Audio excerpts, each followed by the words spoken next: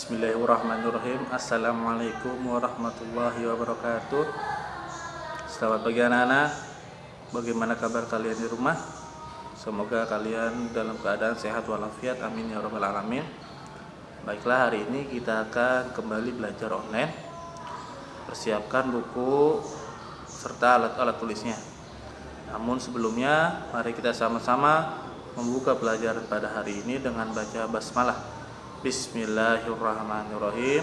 Semoga pelajaran pada hari ini mudah dan kita semua dapat mendapatkan berkah dari ilmunya. Amin amin ya rabbal alamin. Baiklah, pada hari ini kita akan belajar di pembelajaran 4, subtema 4 di halaman 180. Bisa dibuka bukunya. Baiklah anak-anak, bisa dibuka halaman 180-nya. Di sini terdapat teks pembacaan bank sampah desa. Setelah kalian membaca teks tersebut, bank sampah desa, kalian bisa menemukan di sini tentang apa saja yang menjadi kewajiban warga desa, masyarakat desa, dan apa yang menjadi haknya mereka. Nah, setelah kalian menemukan bacaan tersebut, bisa kalian tulis dan kalian salin di halaman 181. Di sini sudah dibagi yang mana yang menjadi hak dan yang mana menjadi kewajiban. Nah, selesai kalian menulis itu, di halaman 182 di sini juga kalian kerjakan ya, yang mana yang menjadi hak dan kewajiban. Di sini andaikan kalian tuh sebagai Anton ya. Anton lari pagi di sekitar taman kota. Saat berjalan di sekitar taman, ia menemukan banyak sampah berserakan di jalan.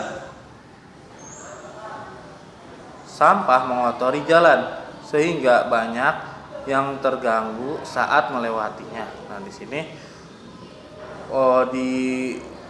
dari teks bacaan yang di atas yang mengawali, berarti kalian tuh ibaratkan sedang berjalan-jalan di taman kota. Di situ sedang banyak berserakan sampah-sampah di jalan. Nah, apa yang menjadi hak kalian untuk menggunakan jalan tersebut dan apa kewajiban kalian yang harus kalian lakukan untuk lingkungan taman kota tersebut ya. Ya, mungkin bisa ditulis kalian di sini 2 atau 3 jawaban di halaman 182. Nah, setelah kalian selesai itu, kalian langsung ke halaman 184. Di sini masuknya PJOK ya, tentang makanan sehat dan tidak sehat. Nah, kalian baca di sini. Baca Anton yang sedang berjalan-jalan di taman kota. Nah, di sini menemukan banyak sekali penjual makanan yang menawarkan jenis makanan dan minuman yang berbeda-beda. Nah, namun Anton ini berhati-hati dalam memilih makanan. Nah, dia tuh berhati-hati memilih makanan mana yang sehat dan mana yang tidak sehat. Nah, ini di gambar tersebut ini mencontohkan makanan-makanan yang ada di pinggir jalan di taman kota yang Anton lewati. Mana menurut kalian yang tidak sehat dan mana yang sehat? Berikan tanda centang bagi yang makanan yang termasuk makanan sehat dan beri tanda silang bagi makanan yang tidak sehat. Nah, setelah itu halaman 185. Nah, setiap orang berhak mendapatkan makanan sehat. Kita harus berhati-hati dalam memilih jajanan yang akan kita beli. Jika kita membeli makanan kemasan, sebaiknya periksa dengan teliti kemasan makanan kita. Apabila kemasan makanan rusak atau melewati tanggal kadaluarsa, hendaknya jangan dimakan. Nah ya, biasanya kan kalau misalkan di dalam makanan itu, makanan khususnya makanan yang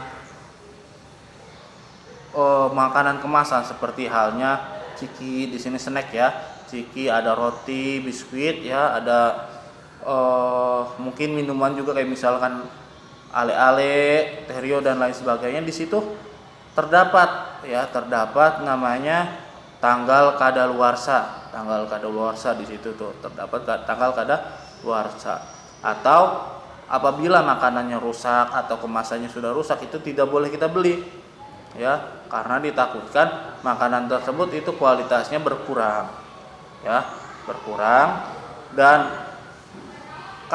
tanggal kadaluarsa ini penting karena kita mengetahui makanan mana yang sudah melewati tanggal kadaluarsa dan makanan mana yang tidak melewati kadaluarsa atau masih bagus. Makanan yang melewati kadaluarsa biasanya ini sudah alot, ya mungkin kalau untuk bagi makanan biasanya sudah alot. Untuk bagi misalkan makanan seperti halnya sarden atau yang lain itu sudah mengental, apalagi susu juga bisa mengental, ya, itu karena dia sudah melewati kadaluarsa. Atau bisa juga ada yang mencair mas, seperti halnya seperti air, ya. Nah, itu melewati kadaluarsa. Barang-barang semuanya itu banyak, bukan makanan dan minuman saja yang ternyata memiliki tanggal kadaluarsa, seperti hal-hal kayak barang kosmetik. Nah, itu ternyata memiliki kadaluarsa, atau barang-barang yang lain. Nah, di situ memiliki kadaluarsanya atau tanggal masa masih bagusnya untuk dipakai. Sebaiknya kita menggunakan barang-barang tersebut atau makanan dan minuman tersebut kita makan sebelum tanggal kadaluarsa. Dan jangan lupa juga penyimpanan makanannya, biasanya di sini ditulis sebaiknya disimpan di tempat yang sejuk atau di suhu ruangan yang di bawah 30 derajat atau dan lain-lain. Nah, dari situ kita mengetahui bahwa makanan tersebut berarti bagusnya di mana, ditempatkan di mana. Nah, kalian di halaman 185 kalian bisa isi. Di sini berarti ada 5 jenis makanan atau minuman yang harus kalian cari dan tuliskan tanggal kadaluarsanya, ya, di halaman 185.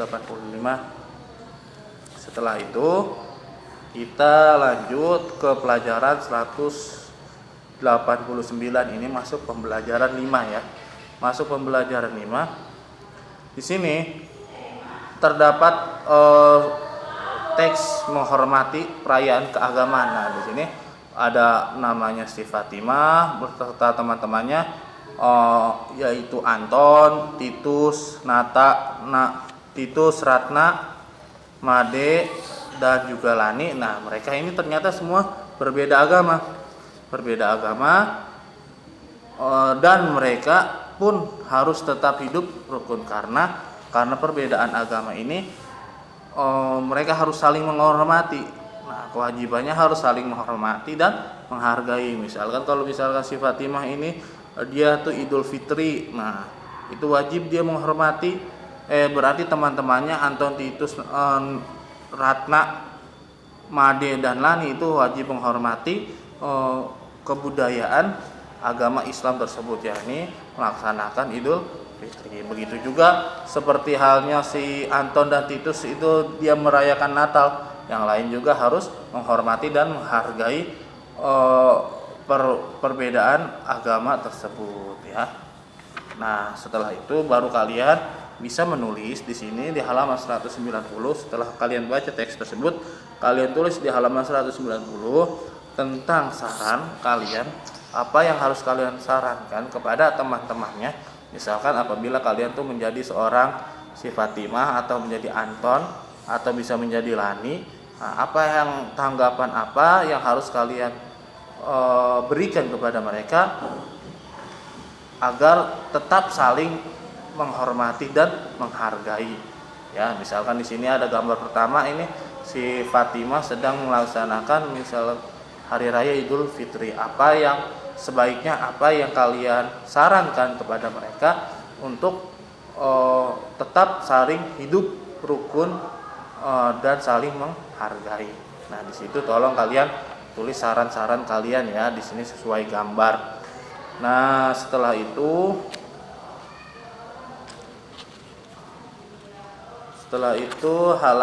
langsung kita halaman 193. Pada halaman 193 bisa dilihat di sini kita masuk ke pelajaran matematika. Yang mana ini kita masuk kemungkinan lagi ya. Kemungkinan lagi. Di sini Ibu Fatimah menyiapkan ketupat untuk perayaan Idul Fitri. Nah, ia menyiapkan ketupat untuk 100 orang, berarti yang kita ketahui ini 100 orang. Berarti berapa ketupat yang mesti Ibu Fatimah bikin dan berapa ketupat yang mesti diterima setiap orangnya. Ya, ingat waktu kemarin Bapak cara Bapak bagaimana? Coba kalian kerjakan halaman 193 dan kalian juga kerjakan halaman 194 ya. Di situ kalian bisa ditentukan halaman 193, kalian tentukan ya, jangan lupa tentukan jumlah jatah ketupat setiap orangnya aja dulu. Terserah kalian maunya misalnya minta berapa, mungkin jumlah orangnya kan ada 100. Misalkan setiap satu orang tuh dapatnya 5. 5 berarti 5 dikali 100 ya, karena pembagian itu kenapa Bapak kali?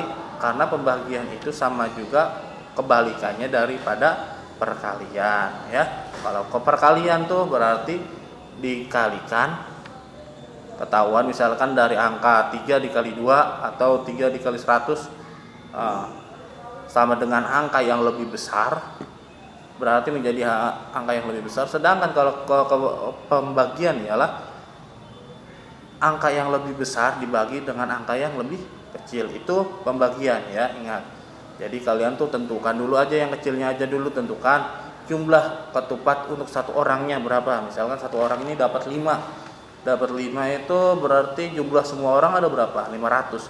5 kali 500 sama dengan 5 kali 100, maaf, 5 kali 100 sama dengan 500. Jadi jumlah ketupat yang perlu disediakan Ibu Fatimah itu 500 misalkan. Itu kemungkinan pertama. Berapa lagi kemungkinan yang lain? Nah, bisa kalian temukan sendiri di halaman 193, kalian kerjakan di halaman 193.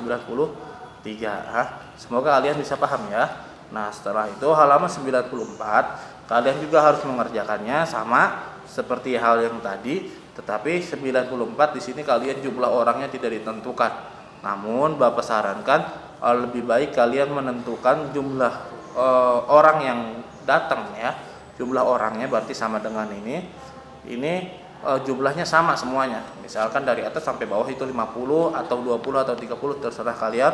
Tetapi intinya dari awal sampai akhir itu sama ya. Mungkin cukup sekian pelajarannya ya, sudah selesai. Untuk pelajaran selanjutnya untuk besok itu masuknya pembelajaran 6. Semoga pelajaran ini bisa mudah untuk kalian kerjakan, dan semoga juga ilmu yang kita pelajari pada hari ini dapat bermanfaat untuk diri kita semua. Amin ya rabbal alamin. Mungkin sekian dari Bapak. Wabillahi taufiq wal hidayah. Kurang lebihnya mohon maaf. Assalamualaikum warahmatullahi wabarakatuh.